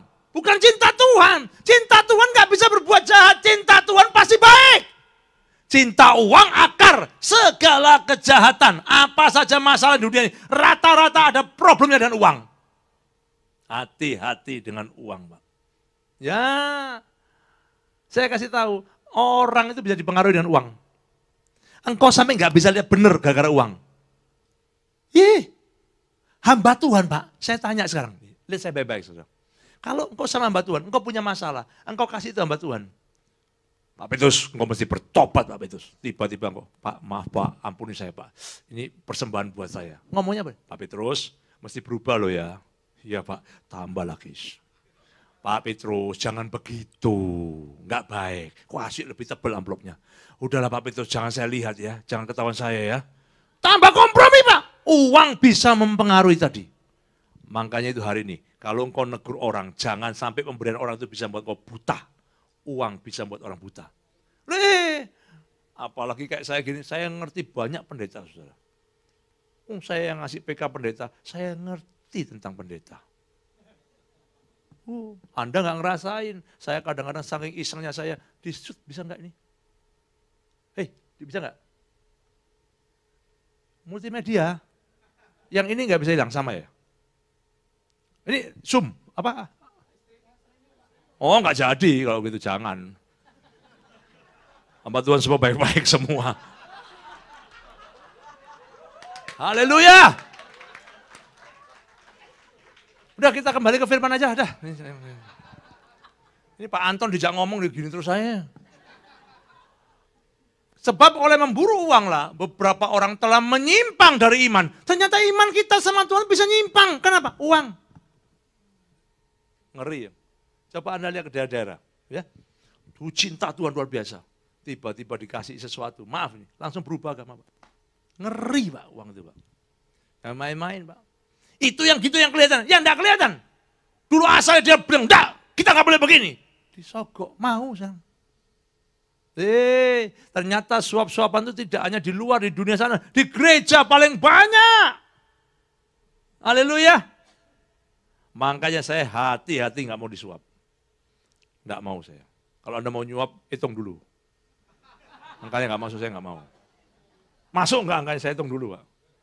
Ini berbahaya saudara. Ingat baik-baik. Telah menyimpang dari iman dan menyiksa dirinya dengan berbagai-bagai durka. Artinya begini, kalau seandainya kau nggak cinta uang, hari ini Tuhan pakai hidupmu luar biasa. Tapi karena kau cinta uang, kau berhenti sampai di situ. Engkau kehilangan surga. Terus apa yang harus kita lakukan? Penutupnya, sebagai manusia Allah, apa yang kita lakukan? Ini yang kita lakukan. 11. Yuk kita sama-sama baca. Semangat! 1, 2, 3. Tetapi engkau hai manusia Allah, jauhilah semuanya itu. Kejarlah keadilan, ibadah, kesetiaan, kasih, kesabaran, dan kelembutan. Ini yang harus kita lakukan. Mengasihi sesama, ibadah, kesabaran, kesetiaan, kelemah lembutan, pengorbanan. Ini yang harus kita lakukan. Ini loh harta yang kita kumpulkan di surga. Saya tanya nggak usah jauh-jauh. Kalau sekarang Pak Ajun, Anda mau dikirim ke Amerika, Anda mau for good ke Amerika, pindah ke Amerika. Anda tinggal di Indonesia, apa yang kau lakukan Pak? Engkau pasti mulai juali hartamu Pak. Betul loh? Juali hartamu semua. Apa yang Anda tukarkan? Rupiah Anda tukarkan apa? US dollar. Karena tujuannya apa? Amerika. Aneh Pak, kalau Anda mau ke Amerika, Anda ngumpulkan rupiah, Anda karungnya gede-gede, nanti Anda mau naikkan pesawat bawa rupiah. Nggak mungkin Pak, itu orang bodoh Pak. Sampai bandara Anda ditangkap Pak. Masuk Amerika, uang rupiah jadi kertas Pak, nggak ada artinya. Sama, kalau hari ini kau ngumpulkan harta di surga nggak laku. Karena harta di dunia ini nggak laku sama di surga, mata uangnya beda. Tukarkan mata uangmu hari ini dengan jiwa-jiwa. Jiwa-jiwa itu nanti ada di surga semuanya. Saya nggak berhenti, saya tukarin sama jiwa-jiwa. Saya percaya suatu hari saya akan ketemu jiwa-jiwa yang kita taburin hari ini di surga. Iya, kita boleh kaya di dunia. Kaya nggak salah, nggak salah. Saya nggak bilang, oh Pak nggak boleh kaya. Enggak. Kaya nggak salah. Tapi kalau engkau pelit dalam kekayaanmu, bahaya. Kalau engkau salah menggunakan kekayaanmu, bahaya banget. Saya lihat dulu Pak Thomas ini berubah luar biasa. Pak Thomas ini aslinya Hongkong Pak. Orang Hongkong itu, wah hitungannya luar biasa Pak. Matematika plus kuadrat ditambah bonus, tambah 3, tambah turun, muter ke bawah gini Pak. Hari ini Pak Thomas ya, berubah loh. Pola pikirnya berubah, apa-apa dia ngasih duluan. Mumpung ada istrinya saya ngomong gitu Pak. Dulu istrinya yang ngasih, sekarang istrinya tidak ngasih. Sekarang ganti Pak Thomas yang ngasih.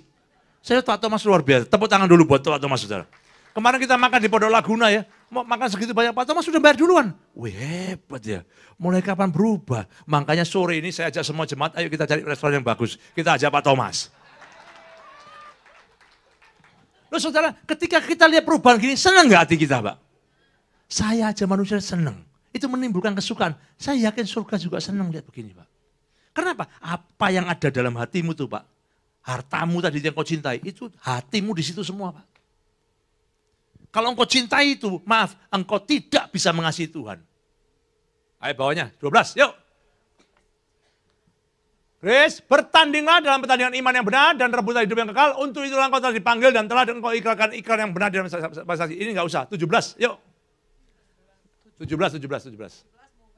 Peringatkanlah, saya baca aja, kepada orang-orang kaya di Sitri, J-Sitri, agar mereka satu, jangan tinggi hati.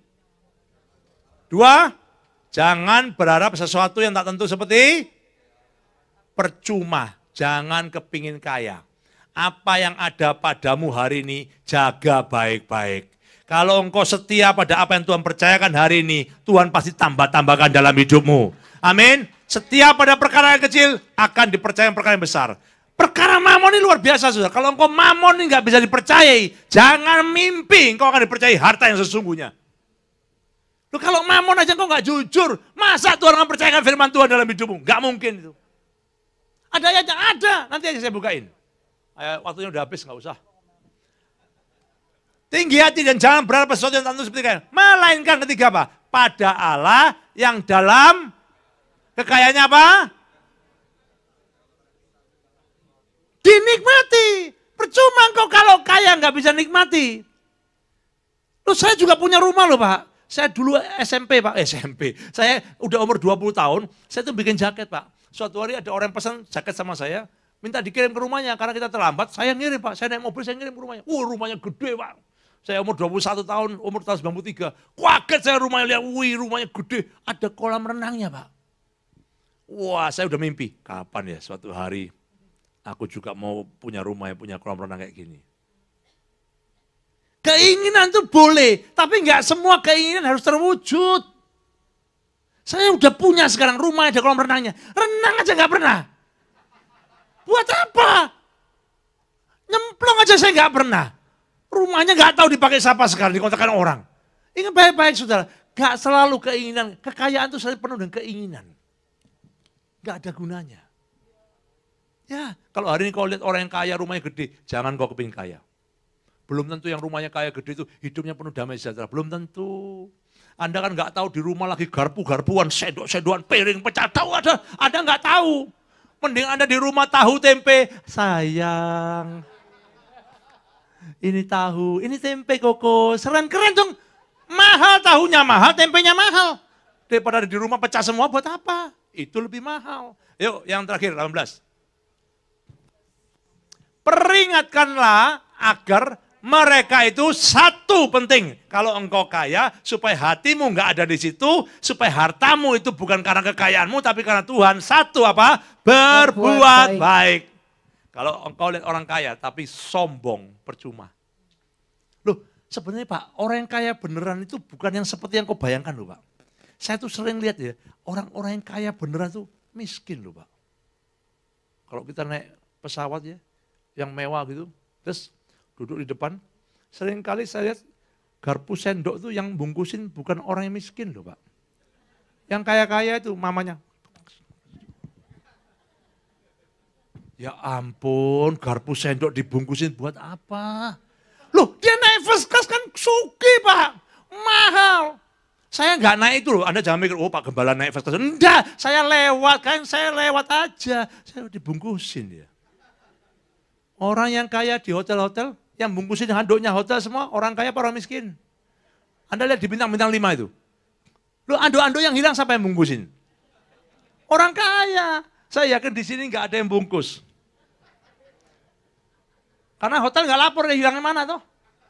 Ingat, orang yang kaya beneran nggak begitu Pak. Tapi itu orang yang kaya tapi mentalnya miskin. Ini yang berbahaya. Gak jaminan orang kaya kemudian kaya beneran, enggak jaminan. Makanya kalau lihat orang kaya pelit, saya pertanyakan kekayaannya. Berarti kamu enggak kaya loh Pak. Kalau orang kaya beneran, enggak terikat dia dengan kekayaannya. Karena dia tahu kekayaan ini milik Tuhan. Tapi kalau engkau takut keluar kekayaan itu, berarti kekayaan itu masih milikmu. Kalau kekayaan itu milik Tuhan, engkau enggak takut spend kekayaan tadi. Kau tahu buat pekerjaan Tuhan tidak akan sia-sia. Haleluya. Peringatkanlah mereka apa? Berbuat baik. Kedua apa? Menjadi kaya dalam kebajikan. Ini, jadi kamu kaya harus suka dalam kebajikan. Bantu orpamo, panti asuhan, bantu penjara, bantu orang nggak mampu. Itu kebajikan. Nah kalau kau kaya lihat orang miskin kau diem aja. Ya sama tadi seperti orang kaya dan Lazarus tadi. Orang dibawa ke surga, engkau tinggal. Ini kalau ngomong gini sama orang kaya, yang ngamuk loh orang kaya Pak. Oh, orang kaya kalau dia ngomong gini marah mukanya. Saya kasih tahu ini kebenaran firman Pak. Enak nggak enak Anda harus dengar. Yang ketiga, suka memberi. Nah ini yang susah. Saya bersyukur jemaat Sisitri ini suka memberi orangnya. Udah amin. Amin. Saya ulangi ya. Haleluya. Saya bersyukur jemaat Sisitri ini orang yang suka memberi. Dua, suka membagi. Anda yang ngomong loh ya. Anda yang amin loh ya. Mulai hari ini harus suka memberi, suka membagi. Beri tepuk tangan untuk yang ngomong, untuk yang amin. Lihat baik-baik, orang memberi itu tidak gampang, saudara. Tapi kalau Anda tahu resep memberi tadi, Anda tahu rahasia memberi, Anda akan suka memberi.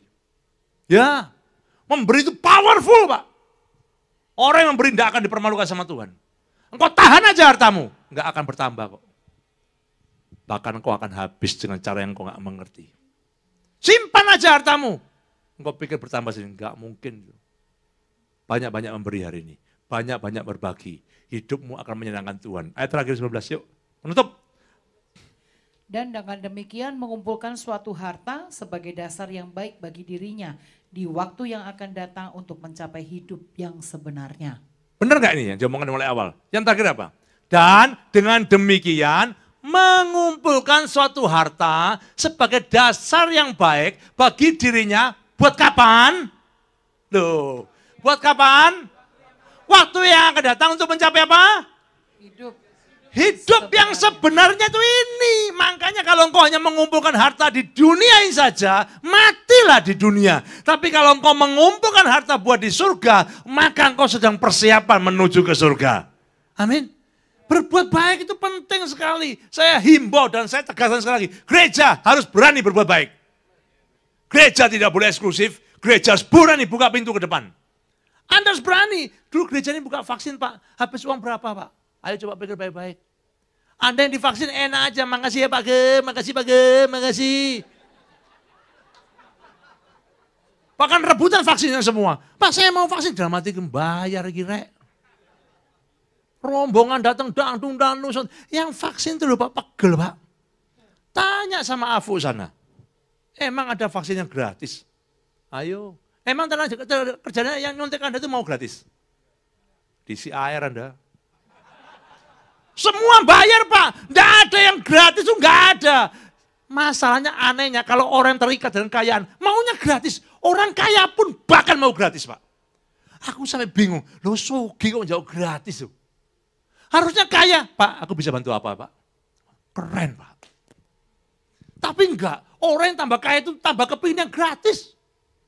Itu artinya enggak kaya. Amin. Oh ini yang kaya udah mulai marah nih. Kalau orang yang suka gratis, saya yakin orang itu enggak kaya.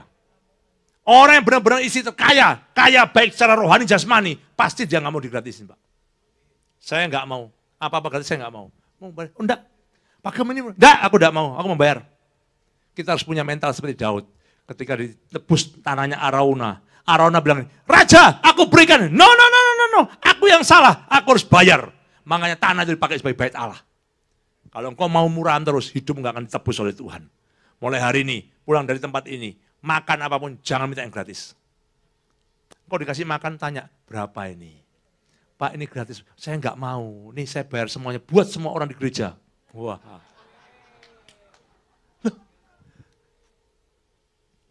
12.25, cepat banget waktunya. Saya tutup, silakan pemain musik, semua maju ke depan. Saya pakai ayat ini satu, Lukas pasal 16, bukan sama ayat 13. Terakhir, yuk.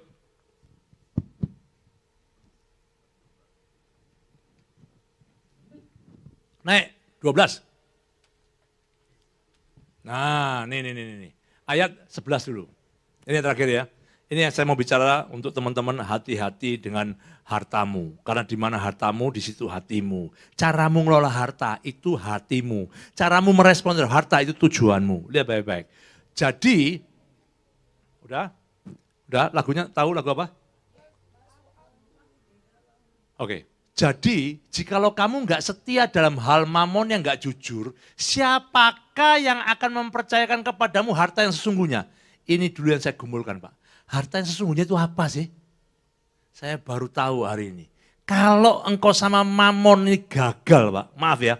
Sama mamon kau nggak berhasil breakthrough. Sama mamon kau nggak bisa menerobos secara keuangan ini tadi. Maaf. Harta yang sesungguhnya dari surga itu nggak akan turun dalam hidupmu. Tuhan lihat patokannya begini. Caramu kamu diberkati. Bagaimana attitude-mu waktu engkau diberkati. Tuhan lihat. Waktu engkau ditolong Tuhan. Engkau mengalami mujizat. Tuhan lihat. Waktu engkau menerima sumber keuangan yang besar, Tuhan lihat. Waktu engkau mengalami berkat yang berlimpah-limpah, Tuhan lihat. Kalau sampai engkau nggak jujur, ingat baik-baik, harta yang sesungguhnya tidak turun dalam kehidupanmu. Banyak anak Tuhan berkati aku. Kenapa usahaku nggak maju? Kenapa aku nggak bisa berlipat ganda ya? Kenapa aku nggak bisa maju? Ayat berikutnya, yuk 12. Dan jikalau kamu tidak setia dalam harta orang lain, nih perhatikan baik-baik. Kalau Anda mau lihat orang yang bisa diinvest, orang yang bisa dipercayai, orang yang bisa mengalami pelipat gandaan, dilihat dari sini. Apa itu? Kalau orang itu Anda kasih sesuatu, lihat caranya dia mengelola. Ya, kasih aja sepeda motor. Lihat bagaimana cara dia tanggung jawab. Kalau dia nggak setia pada harta yang kecil yang titipan orang, jangan mikir ada harta berikutnya dalam hidupmu. Tuh, iya tuh. Dikasih sepeda motor aja, motornya rusak. Saya pernah dijemput orang di Semarang nih, Pak. Dia mobilnya kantor toh. Tadi mobilnya kotor semua ini. Kan dia udah lumayan pangkatnya, udah wakil wilayah, Pak. Saya ngomong sama dia, mobil sayang ini, mobil Innova bagus ini kotor. Mobilnya kantor biarin aja. Saya dengar, wah cilaka ini. Nanti gua kalau punya anak buah kayak gini gua nggak mau dah. Loh, saya orang luar, saya lihat begitu. Ya ini karirnya pasti mampet ini. Kenapa? Sense of belonging, rasa memiliki terhadap barang itu nggak ada. Bagaimana engkau mau menerima berkat yang lebih tinggi, sedangkan yang ada engkau nggak jaga sungguh-sungguh? Engkau minta Tuhan berkati, yang ada engkau nggak tanggung jawab kan? Saya lihat semua, cokok. Loh, kamu minta karirmu naik gimana? Oh, mobil dikasih bagus ini kamu nggak jaga, bahkan enak aja. Oh, mobil cuma punya kantor, Pak. Banyak orang yang kerja hari ini yang meremehkan.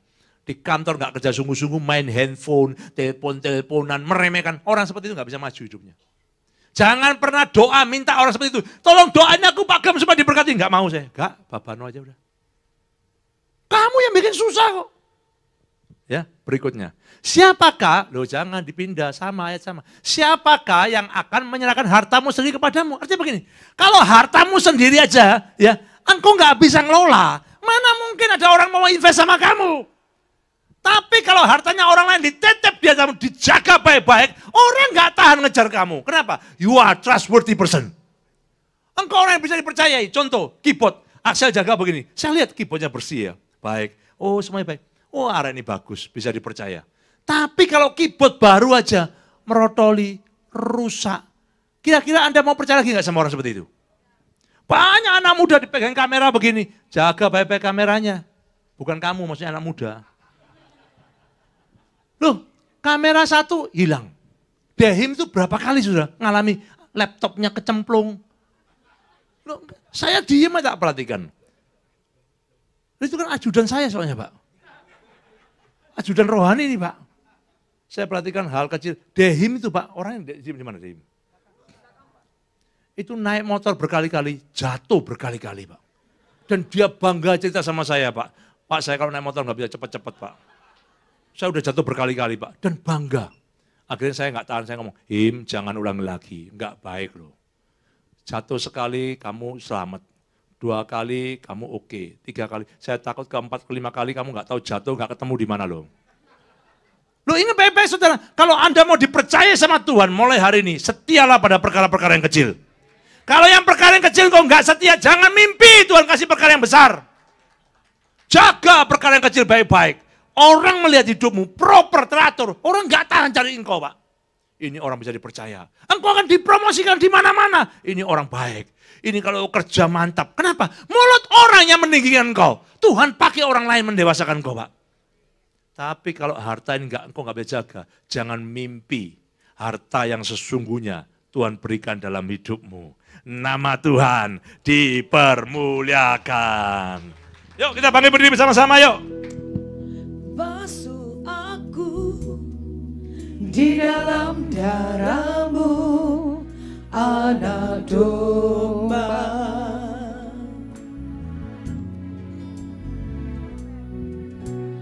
Jamah bibir, luruskan hatiku dengan Roh-Mu.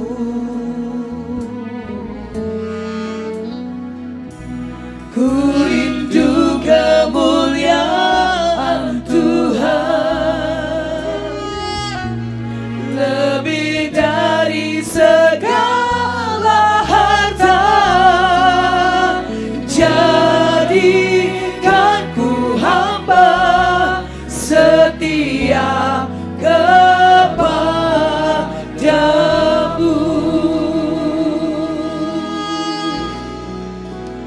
lebih dari segalanya.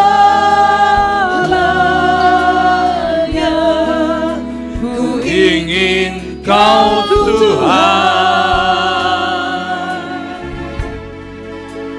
emas, perak, dan permata tiada arti. Yuk sama-sama kita katakan, ku ingin lebih dekat Tuhan. Ku ingin lebih dekat Tuhan segala-galanya. bersekutu denganmu. Jadikan ku hamba setia kepadamu.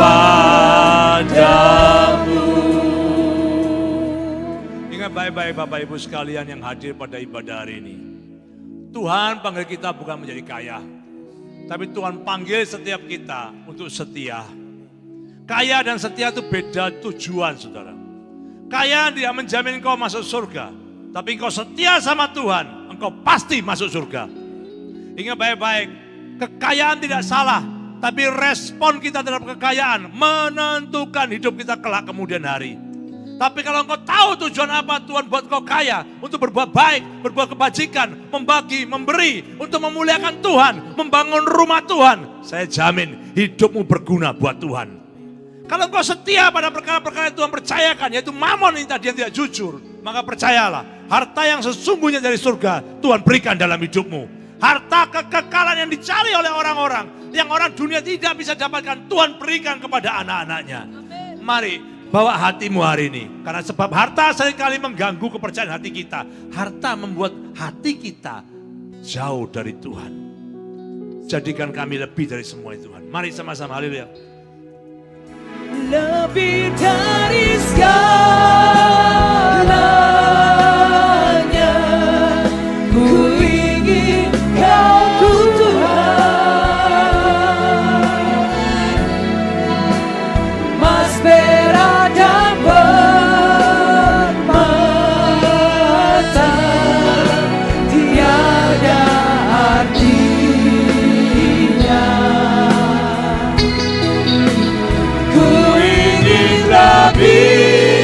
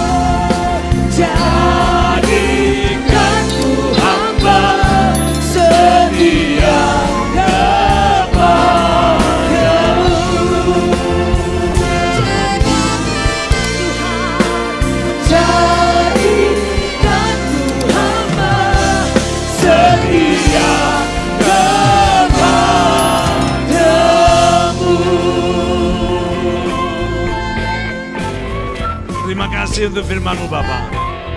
Terima kasih Engkau mengajar, Engkau melatih, Engkau mendidik kami mengerti Tuhan. Karena kami tahu harta itu mengikat Tuhan. Dan firman-Mu berkata yang jelas, apa yang Kau ikat di bumi, terikat di surga. Kalau hari ini kau hidup di dunia dan kau mengikatkan diri dan harta di dunia tadi, tanpa kau memikirkan surga, kelak suatu hari, apa yang kau ikat ini akan buat kau terhalang ke surga. Tuhan bukakan pola pikir kami. Tuhan. Sehingga kami tidak salah memandang tentang harta yang tadi.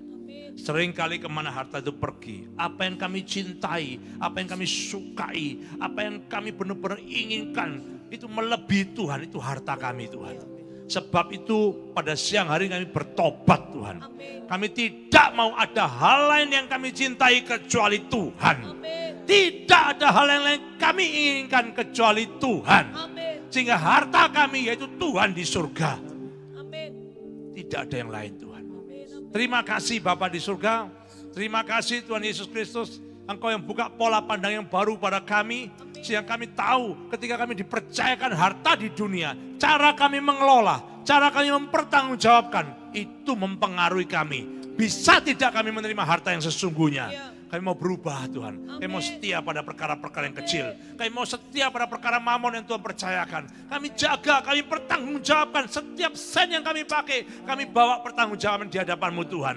Kami tidak pakai buat foya-foya. Tapi kami pakai buat kemuliaan nama-Mu Tuhan. Menyenangkan hati Tuhan. Memuliakan nama Tuhan. Terima kasih Bapa, terima kasih Tuhan Yesus. Kami serahkan jemaat-Mu ke dalam tangan-Mu. Orang-orang pilihan-Mu yang Kau siapkan penuai-penuai di akhir zaman ini Tuhan. Mari jemaat Tuhan, orang gagah perkasa, angkat tangan-Mu di hadapan Tuhan. Haleluya. Jesus.